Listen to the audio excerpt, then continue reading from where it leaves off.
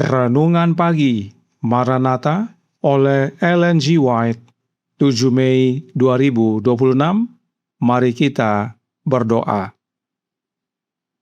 Bapa kami yang di sorga, Allah pencipta langit dan bumi, laut dan segala isinya, Allah yang maha besar, maha kuasa, sumber segalanya, yang kami sembah selalu melalui anak-Mu yang tunggal, Yesus Kristus. Terpujilah Yesus, anak Allah yang maha tinggi, yang adalah satu-satunya jalan dan kebenaran dan hidup bagi kami. Pada pagi hari ini kami bersyukur boleh bangun dan berbakti, dan sebagaimana membaca dan mendengarkan nasihat firman-Mu, kiranya ini menjadi pertobatan bagi kami semua agar terhindar dari mahakarya tipu daya iblis. Beserta kami sepanjang perbaktian ini, kehendak-Mu yang jadi. Ampun kami akan dosa dan salah, karena kami berdoa hanya dalam nama anak Allah yang tunggal, Yesus Kristus, yang adalah Tuhan dan Juru Selamat kami. Amin. Renungan hari ini akan dibacakan oleh Saudara Jansen Siregar. Kepada Saudara Jansen, kami persilahkan. Terima kasih. Selamat pagi, saudara-saudara yang kasih dalam Tuhan. Renungan pagi kita tanggal 7 Mei, hari ini berjudul Sebuah Mahakarya Tipu Daya Iblis. Ayat inti terdapat di dalam Ulangan 29, ayat 29. Bunyinya demikian. Hal-hal yang tersembunyi ialah bagi Tuhan, Allah kita. Tetapi, hal-hal yang dinyatakan ialah bagi kita dan bagi anak-anak kita sampai selama-lamanya, supaya kita melakukan segala perkataan hukum Taurat ini. Pengetahuan manusia, baik tentang hal-hal jasmani maupun rohani, hanyalah sebagian dan tidak sempurna. Karena itu banyak orang tidak mampu menyelaraskan pandangan mereka tentang ilmu pengetahuan dengan pernyataan kitab suci. Banyak yang menerima teori dan spekulasi semata sebagai fakta ilmiah, lalu berpikir bahwa firman Allah harus diuji oleh ajaran pengetahuan. 1 Timotius 6 ayat 20. Sang pencipta dan karyanya melampaui pengertian mereka, dan karena tidak dapat menjelaskannya dengan hukum alam, sejarah Alkitab dianggap tidak dapat dipercaya. Mereka yang meragukan catatan perjanjian lama dan baru sering melangkah lebih jauh, meragukan keberadaan Allah, dan menganggap alam memiliki kuasa tak terbatas. Dengan melepaskan jangkar iman, mereka terombang-ambing di karang ketidakpercayaan. Demikianlah, banyak orang menyimpang dari iman dan disesatkan oleh si jahat. Filsafat manusia berusaha menyelidiki dan menjelaskan rahasia yang tidak akan pernah diungkapkan sepanjang zaman kekekalan. Seandainya manusia mau menyelidiki dan memahami apa yang Allah nyatakan tentang dirinya dan maksudnya, mereka akan memperoleh pandangan tentang kemuliaan, keagungan, dan kuasa Allah yang membuat mereka sadar akan keterbatasan diri dan puas dengan apa yang telah dinyatakan. Ini adalah sebuah mahakarya tipu daya iblis, membuat pikiran manusia terus mencari dan berspekulasi tentang hal-hal yang tidak Allah nyatakan dan tidak Ia maksudkan untuk kita pahami. Dengan cara inilah, Lucifer kehilangan tempatnya di surga. Ia tidak puas karena semua rahasia maksud Allah tidak dipercayakan kepadanya, dan ia mengabaikan apa yang telah dinyatakan tentang tugasnya dalam kedudukan tinggi yang diberikan. Dengan membangkitkan ketidakpuasan yang sama di antara malaikat di bawah pimpinannya, ia menyebabkan kejatuhan mereka. Kini, ia berusaha menanamkan roh yang sama dalam pikiran manusia, menuntun mereka untuk mengabaikan perintah langsung Allah. Demikianlah bacaan renungan pagi kita pada hari ini. Tuhan Yesus memberkati. Terima kasih atas penata layanan Saudara Yansen. Tuhan Yesus memberkati. Selamat pagi saudaraku dalam Tuhan. Kembali renungan pagi hari ini masih berhubungan erat dengan renungan pagi tanggal 2 Mei tahun 2026 yang lalu. Roh Nubuat berkata dalam The Great Controversy halaman 524 paragraf 2. Kesalahan berbahaya lainnya adalah doktrin yang menyangkal keilahian Kristus, yang mengklaim bahwa ia tidak ada sebelum kedatangannya ke dunia ini. Teori ini diterima dengan baik oleh sebagian besar orang yang mengaku percaya Alkitab. Namun teori ini secara langsung bertentangan dengan pernyataan paling jelas dari Juru Selamat kita mengenai hubungannya dengan Bapa, karakter ilahinya, dan praeksistensinya. Oleh karena itu, penting kita pahami tentang keberadaan Yesus sebelumnya atau praeksistensinya, agar kita tidak terjerumus ke dalam doktrin palsu yang menyangkal keilahian Yesus sebelum dia datang ke dunia ini. Tentang praeksistensi Yesus, Roh Nubuat berkata dalam Selected Messages, buku pertama halaman 247 paragraf 2.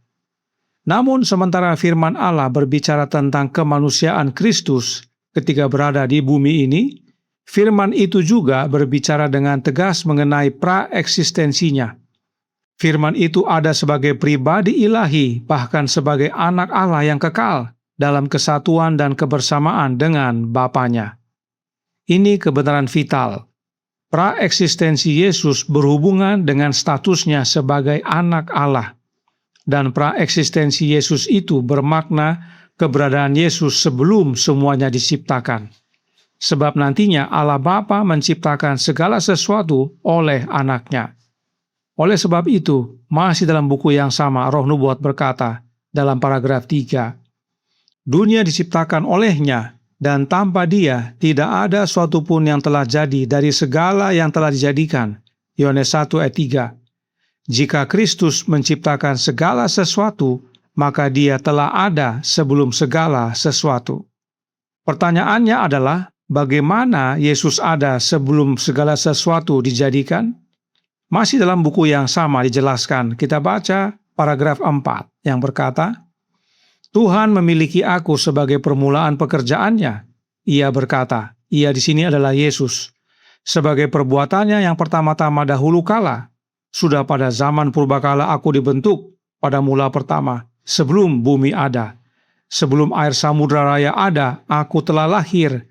Sebelum ada sumber-sumber yang syarat dengan air, sebelum gunung-gunung tertanam dan lebih dahulu daripada bukit-bukit, aku telah lahir. Sebelum ia membuat bumi dengan padang-padangnya, atau debu dataran yang pertama, ketika ia mempersiapkan langit, aku di sana. Ketika ia menggaris kaki langit pada permukaan air samudra raya. Amsal 8 ayat 22 sampai 27.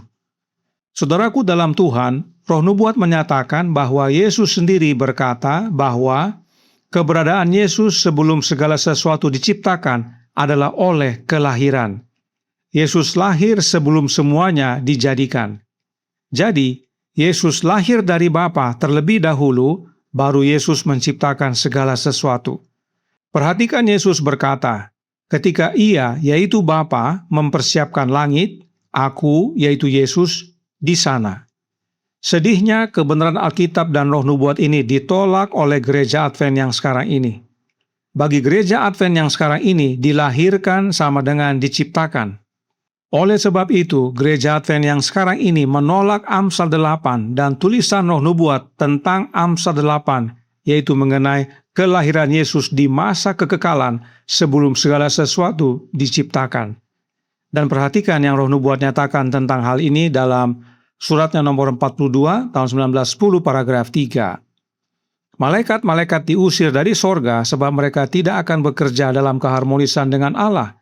Mereka jatuh dari tingkat mereka yang tinggi sebab mereka ingin ditinggikan.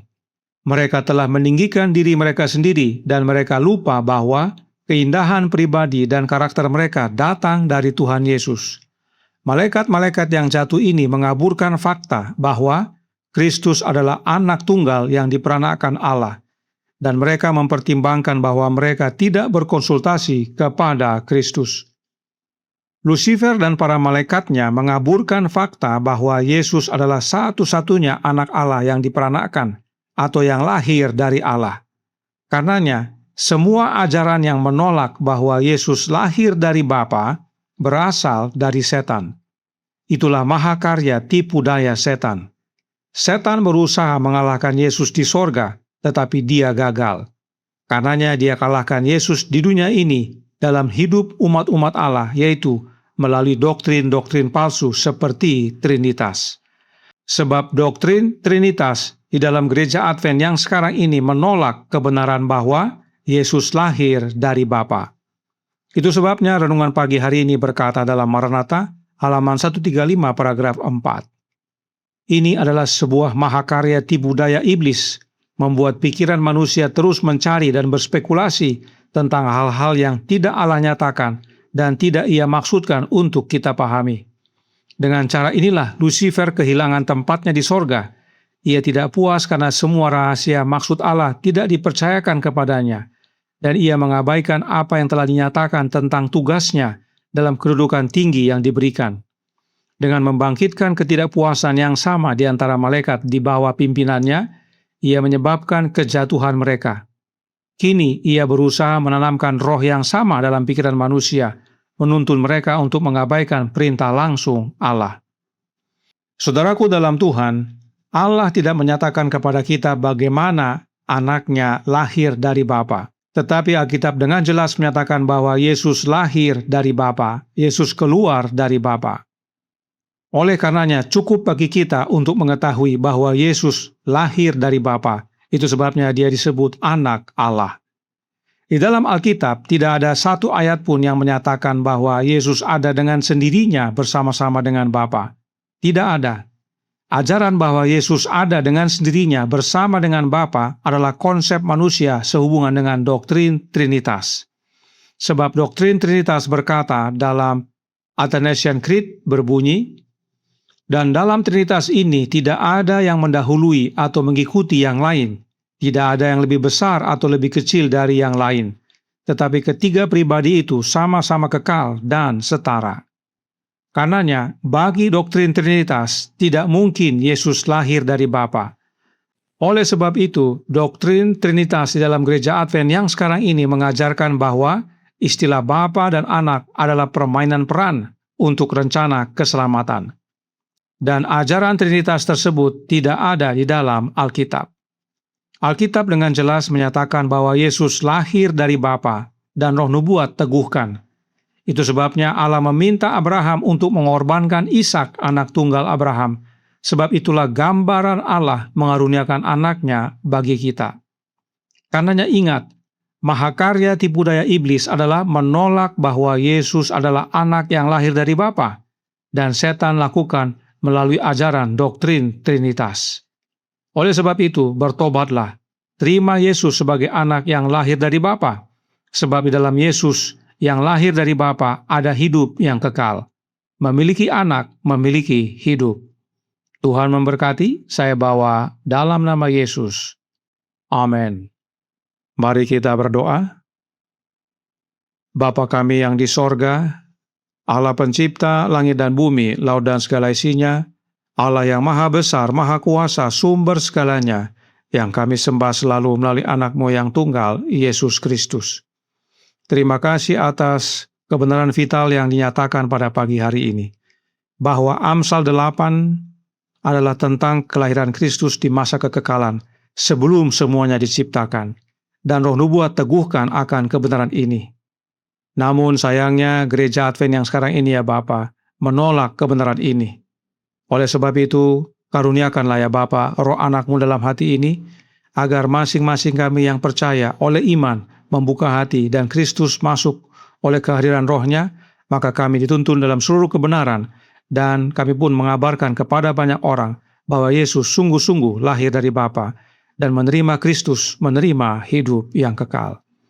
Beserta kami sepanjang hari ini kehendak-Mu yang jadi, ampun kami akan dosa dan salah, karena kami berdoa hanya dalam nama anak Allah yang tunggal, Yesus Kristus, yang adalah Tuhan dan Juru Selamat kami. Amin.